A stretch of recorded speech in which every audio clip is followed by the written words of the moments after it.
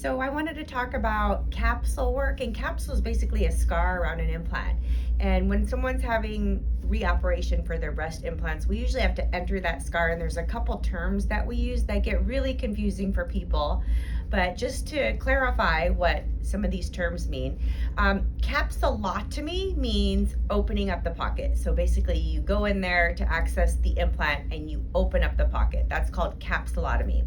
Sometimes, if we're going bigger in a woman, we have to open the pocket to accommodate a bigger implant.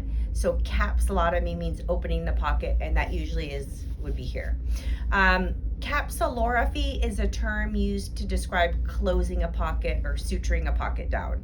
So if an implant is dropped too low, if it's bottomed out, if it fell out to the side and there's an implant malposition, a capsulorrhaphy means tightening the pocket. And there's a couple ways to do it, but it's typically done with sutures, but there are a few other ways to do it as well. And usually capsulorrhaphy is bottom side. So basically, if there's stretch or thinning and the implant is falling down or out to the side, capsulorrhaphy sutures, or capsulorrhaphy is the term we used.